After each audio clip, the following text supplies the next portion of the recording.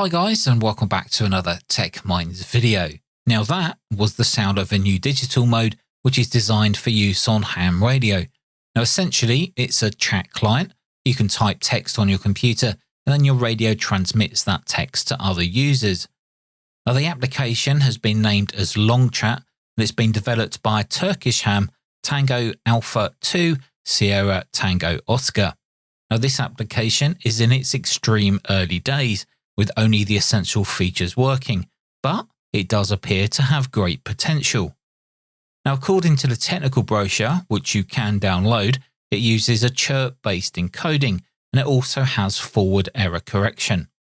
It uses 40 bits per second and also 2.4 kHz bandwidth between 300 and 2700 Hz, so that's perfect for use on SSB. Now, the technical brochure covers a lot of different information regarding the specification and protocol, so I'll definitely recommend to take a look at this if it's something that tickles your antenna ends. Now, the link for the software and this technical documentation will be linked below.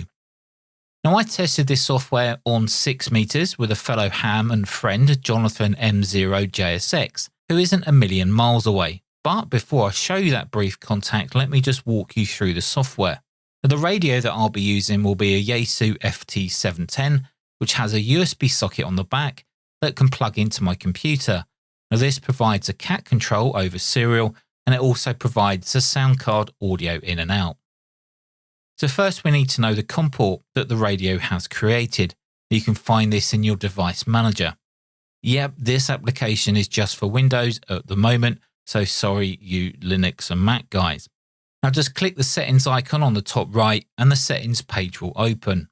Now LongChat does support a multitude of radios, but if yours is not listed, just try selecting one that is of the same make. Now for me, I selected the FT-DX10 and it worked fine with the 710.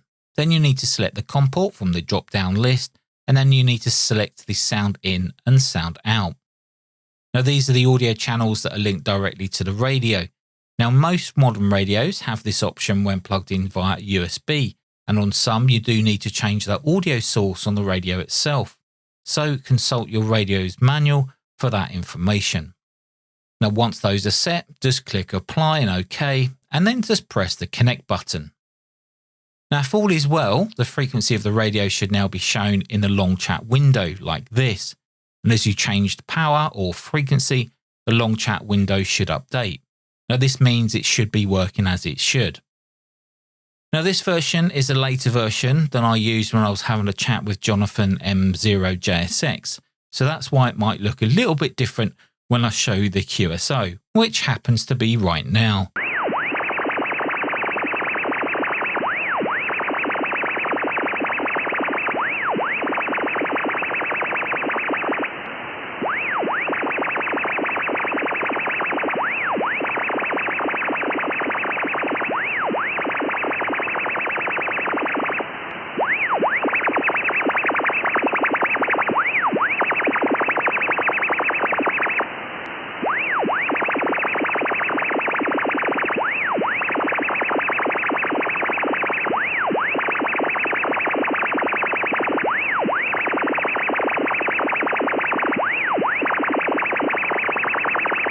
Now I did edit out my transmissions because I didn't record the outgoing audio, but it sounded similar to what I was receiving from Jonathan.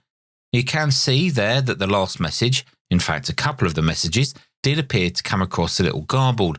Now that could have been due to weak signal, interference, or that this protocol needs a bit more work. However, we tested a theory that with this application, LongChat, you can indeed send a text message from one radio to another using RF.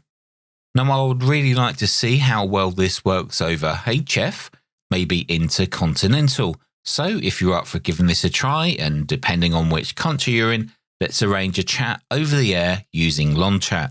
Well, let me know down in the comments what you think about this. Is it something that you can see taking off or even being used in other ways? And until the next video, take care of yourselves. Thanks for watching, and I'll see you in the next video.